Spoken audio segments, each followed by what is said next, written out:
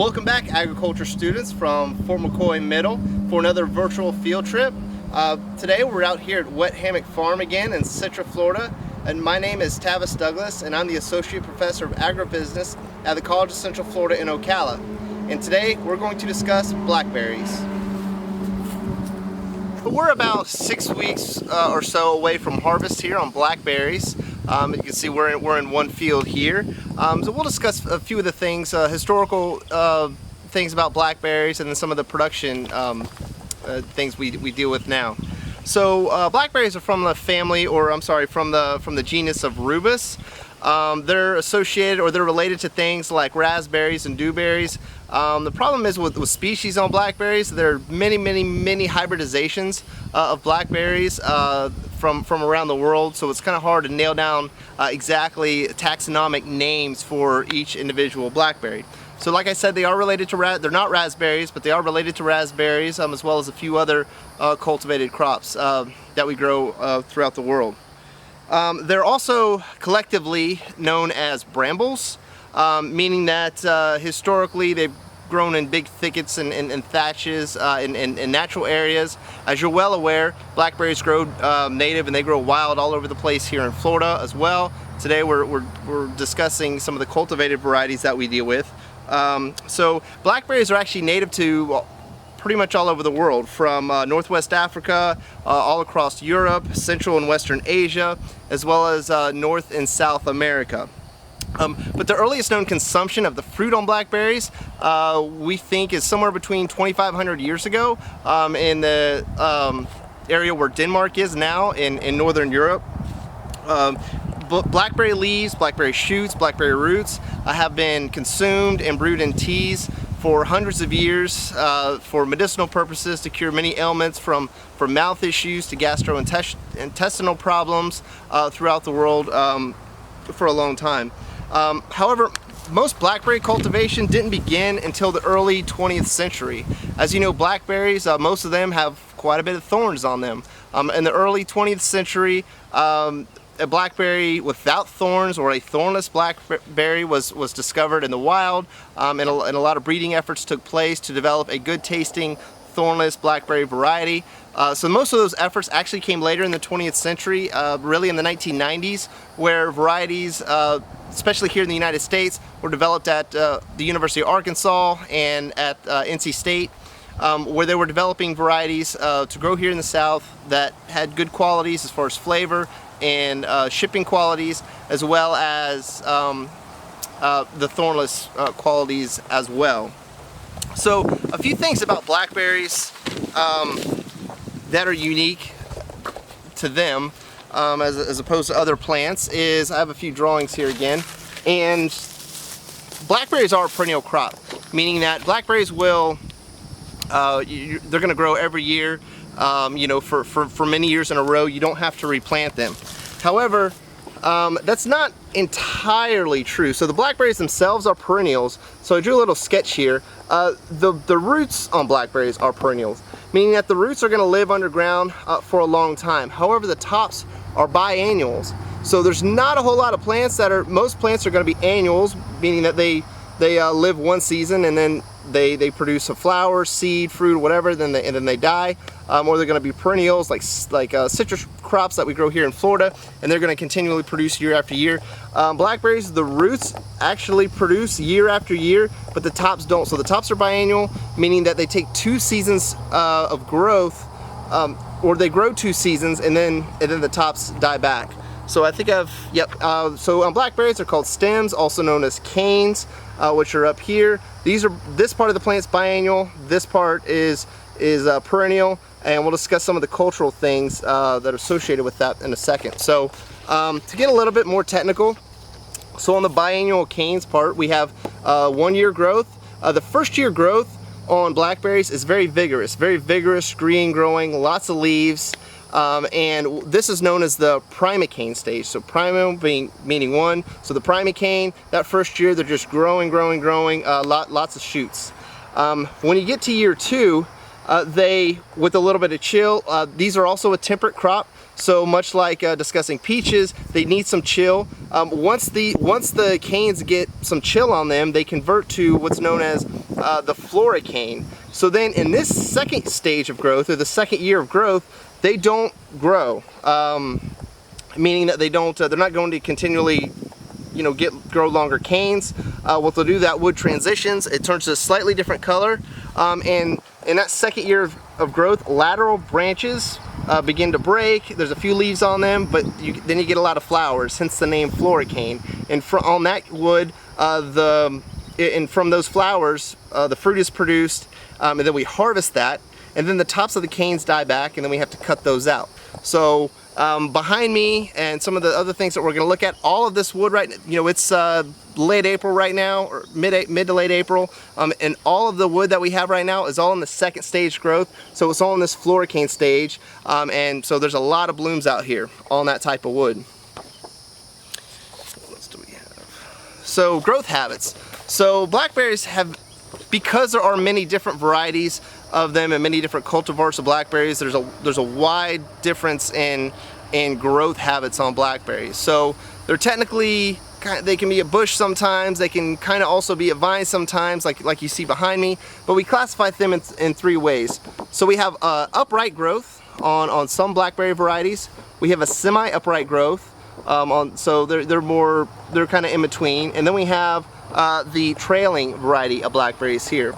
So culturally, we have to treat these differently. So here, wet hammock, they grow trailing varieties, and then these semi-erect varieties. So there's culturally, we have to treat these a little bit different, which we'll look at. So on the trailing varieties, we actually use a trellis system on these. If you could see this is kind of the trellis system that you can see, but this is what all the structure is behind me. So this is the trellis system. We run what's known as a V-trellis, meaning that we have 4 cables looking down the row. We have 2 on each, 4 cables, or 2 on each side, and the plant's growing in the middle, and half the plant gets pulled up to one side and half the plant gets pulled up on the other. If you were to look at it from the side view, he would be the base of the plant, and we would tie the canes, and we would separate them as much as we can, and we would tie them up the trellis. So this would be on a trailing variety. Again, behind me is a trailing variety, which we'll look at a little bit closer.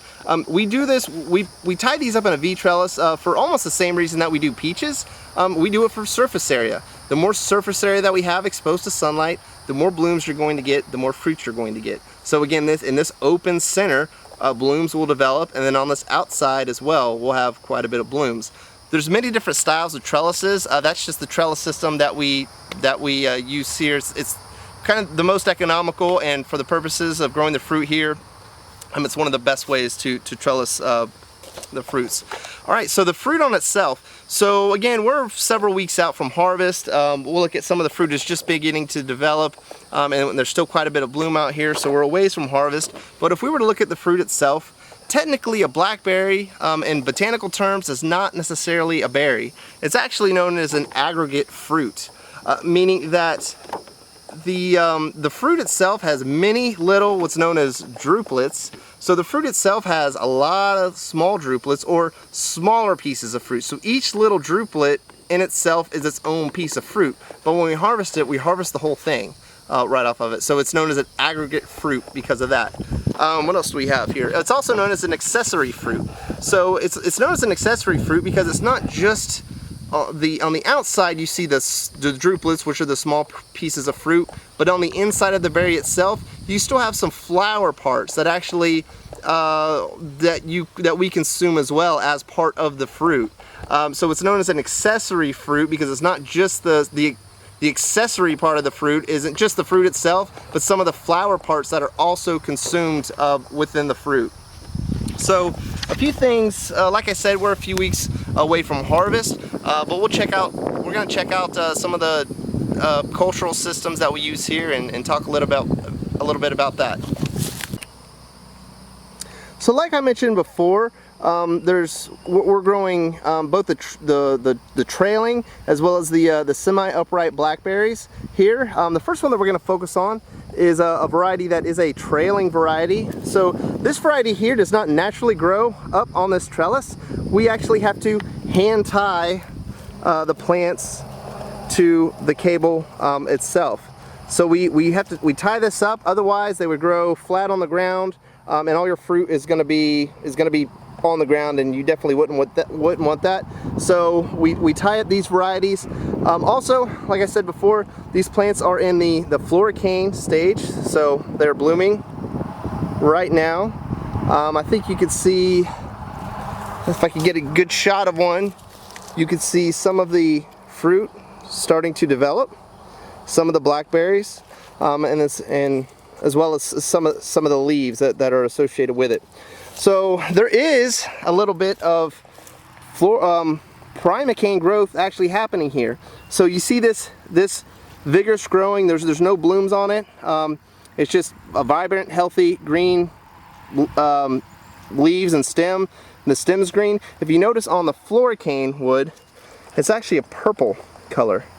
So that's our floricane with the flowers on it, second-year-old wood. And this is our first-year-old wood that's starting to grow. So this wood will produce fruit. It's very young now, but once we, after harvest, all of this primocane, all of this floricane wood actually dies. And what we have to do is we have to come back into the base, and we have to cut out all of that floricane wood and encourage this primocane wood to continue to grow. And then at the end of next year, they're going to be, the same thing again, the same size. As you can see in this part of the field, this is a semi-upright variety. So we actually do not trellis these particular varieties that have this growth habit. We just prune them more into a bush shape. As you can see, these are also blooming, but the blooms on this particular variety are actually pink instead of white. So we grow about 4 different varieties here, and all of this is floricane growth. We don't have much primocane growth yet. The one thing I didn't mention before is we actually grow these on plastic. So this is a permanent plastic, and this is mainly done for weed control. And if we didn't have plastic down here, the weeds would compete with blueberries, and it would be very, very difficult to manage. And then underneath this plastic, how we irrigate these, it might be hard to see. And I can't get to it, but there's actually drip tape underneath here. So there's 2 lines of drip tape that run on either side of the plant, and that's solely how we irrigate these crops. And we also do some fertigation as well, running liquid fertilizers through the line. I actually did find a primocane right here. You can see this bright green piece of wood here. This is next year's fruiting wood, and this is this year's fruiting wood. So after the season, the tops of these plants are going to die, and we're going to go in and we're going to cut out all of this stuff. Sometime in July, we'll cut all this out, pull it all out of the field, get rid of it, and encourage all this new growth to take the place of the old floricane wood. We trialed a few different systems here. This is another semi-upright variety. So there is a trellis system in place, but we're actually not using the trellis. We found that as far as spacing, the best spacing for us is we like to keep these on these are 8 feet apart. So each row from center to center is going to be 8 feet. And then down the row, we determined that it's best to space the plants out a little bit further. So we spaced those out about 6 feet apart. We used to run them much closer, but it was much harder to manage. So we like to maintain this particular area because of the bush type plants. We like to maintain a grass-free area across this entire block. And then on the other side, where we were on the trellis side, we actually do maintain a sod strip, a grass strip in the middle. And again, we're spacing these out about 6 feet apart as well. So the only difference between these semi-upright varieties and the trailing varieties is the actual use of the trellis system. Of course, these trellis varieties are much harder to maintain.